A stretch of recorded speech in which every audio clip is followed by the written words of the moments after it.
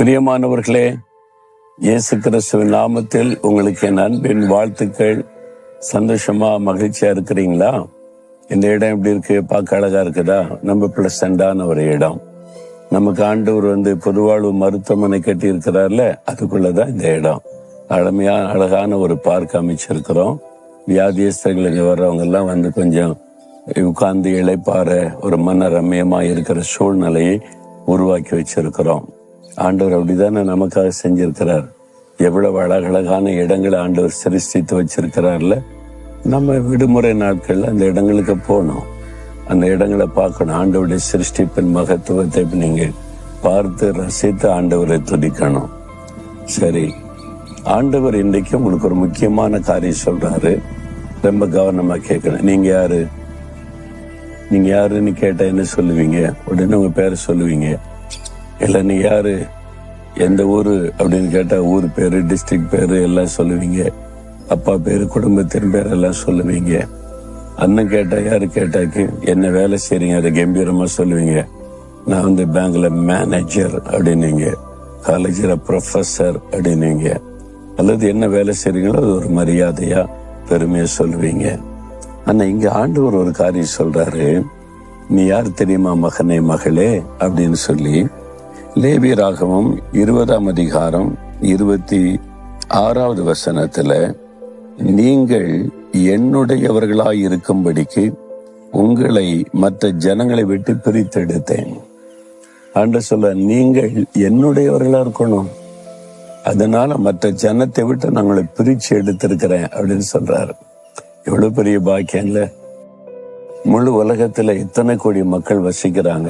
உங்க தேசத்துல நீங்க இருக்க இடத்துல எவ்வளவு லட்சக்கணக்கான மக்கள் இருக்கிறாங்க. அவ்வளவு பேருக்கு மத்தியில உங்களை ஆண்டவர் தெரிந்து கொண்டு, நீ என்னுடையவன், என்னுடையவள், நீ என்னுடைய மகன்பா, என்னுடைய மகள், எனக்கு சொந்தம்னு சொல்லுவதற்கு மற்ற ஜனங்களை விட்டு ஆண்டவர் பிரித்து எடுத்திருக்கிறாராம். அது எவ்வளவு பெருமை இல்ல? அவரால் தெரிந்து கொள்ளப்பட்டு பிரித்து எடுக்கப்பட்டு அவருக்கு சொந்தமாய் இருப்பாரு. அப்ப நீ என்ன சொல்ல? நான் இயேசுக்கு சொந்தம். அவர் என்னை தெரிந்தெடுத்து பிரித்தெடுத்து அவருடைய பாதுகாப்புல என்ன வச்சிருக்கிறாரு. அப்படி சொல்லும் போதே மகிழ்ச்சி தானே? நீங்க வாழ்றது உலகத்துலதான். உலக மக்களை போல எல்லா வேலைகளையும் செய்யணும், உழைக்கணும் எல்லாம் தான். ஆனா நீங்க அவங்கள போல வாழ்வதற்கு அழைக்கப்படலை, பிரித்தெடுக்கப்பட்டவங்க. எப்போ மனதில் வைக்கணும். இயேசு சொன்னார், நான் உலகத்தான் அல்லாதது போல நீங்களும் உலகத்தார் அல்ல. அப்ப உலக மக்களை போல சிந்திக்கிறது, யோசிக்கிறது, பணம், புகழ், பேரு, பெருமை, அந்த சிந்தை இருக்கக்கூடாது. நம்ம கிறிஸ்துவின் சிந்தை நமக்கு, ஏன்னா அவருக்கு சொந்தம் இல்ல. நம்ம அவரை போல சிந்திக்கணும், அவரை போல பேசணும், அவரை போல வாழணும். அவருக்கு சொந்தமாயிட்டு ஆண்டவர் என்னை பிரித்தெடுத்து இந்த சிந்தையோட வாழணும். நீ வேலை செய்யற இடத்துலயும் மற்றவங்களை போல இருக்கக்கூடாது. நீங்க வித்தியாசமானவங்க, நீ வித்தியாசமானவள் மகளே, நீ வித்தியாசமானவன் மகனே. நீங்க பரிசுத்தமுள்ள தேவனுக்கு சொந்தம், வல்லமை உள்ள தேவனுக்கு சொந்தம். அவர் உங்களை பிரித்தெடுத்து தன் கூடவே வச்சிருக்கிறாரு. நீங்க அதை யோசித்து பாருங்களேன். ஒரு நிமிஷம் அதை யோசித்து பார்த்தாலே உங்களால அவரை துதிக்காம இருக்க முடியாது. இந்த உலகத்தில் இத்தனை கோடி மக்கள், பல இன மக்கள், பல மொழி பேசக்கூடிய மக்கள், நம்ம சுத்தில வேலை செய்யற இடம், வசிக்கிற இடத்துல எவ்வளவு மக்களா இருந்தாலும் நம்மை தேவன் பிரித்தெடுத்து நீ எனக்கு சொந்தம்னு சொல்றாரு பாருங்க. எனக்கு சொந்தமா இருக்கும்படி பிரித்தெடுத்தேன். அப்ப நீ இயேசுக்கு சொந்தம். அது எவ்வளவு பெரிய பாக்கியம் தானே? ஆண்டவரை நீங்க துதிக்கணும். சில சொல்ல, நான் யார் தெரியுமா அப்படின்னுவாங்க. யாரு கேட்ட, நான் இந்த எம்எல்ஏக்கு பிஏவா இருக்கிறேன். எம்எல்ஏ பிஏவே அதை கொண்டு பெருசா சொல்றான். எம்எல்ஏக்கு பிஏ நீ பிள்ளையாயிட்டா, நான் மினிஸ்டருடைய மகன் அப்படின்னு சொல்லி திமிரா நடக்கிற ஆட்கள் உண்டு. அதை பெருமையா பேசிக்கொண்டு நடக்கிறவங்க உண்டு.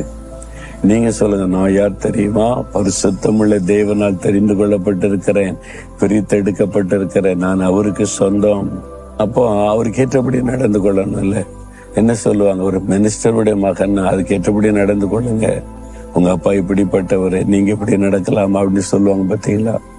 அப்போ உங்களுடைய தகப்பன் உங்களை பிரித்தெடுத்த ஒரு வானத்தையும் பூமியை உண்டாக்கிய தேவன் பரிசுத்தமுள்ள ஒரு ஆண்டவர். நீங்க அவருக்கு ஏற்றபடி நடக்கணும் இல்ல? நடக்கிறோமா? யோசித்து பாருங்க. அவர் என்ன நம்பி பிரித்தெடுத்து தான் கூட வச்சிருக்கிறாரே, அவருக்கு பிரியமானபடி நடக்கிறனான்னு யோசித்து பார்க்கணும். அப்ப நம்ம அர்ப்பணித்துக் கொள்ளும் போதுதான் உள்ளத்துல பெரிய தைரியம், மகிழ்ச்சி உண்டாகும். நான் அவருக்கு சொந்தம், அவருடைய பிள்ளையா இருக்கிறேன்னு சொல்லி நீங்க அதுக்கே ஆண்டவரை துதிக்கணும். ஆண்டவரே, என்னை நீங்க பிரித்து எடுத்திருக்கிறீங்க, இந்த உலகத்தை விட்டு உலக மக்களை விட்டு பிரித்து எடுத்து எனக்கு சொந்தம்னு சொல்லி இருக்கிறீங்களே, எவ்வளவு பெரிய பாக்கியம். ஆண்டவர் பார்த்து சொல்றீங்களா, இதுக்காகத்தான் சிலுவையில் அவர் ரத்தம் சிந்தினார். அந்த ரத்தத்தினால மீட்கப்பட்டவங்க தான் அவருக்கு சொந்தம். எல்லாரையும் அவர் நேசிக்கிறார். ஆனா இயேசுவின் ரத்தத்தினால் கழுவப்பட்டு மீட்கப்பட்டு ரட்சிப்பை சுதந்தரித்து கொண்டவங்க தான் அவருக்கு சொந்தமானவர்கள். அப்ப நீங்க அவருடைய ரத்தத்தினால கழுவப்பட்டிருக்கிறீங்களா? அவருடைய பாவத்தை மன்னிச்சுட்டாருன்னு நிச்சயம் இருக்குதா?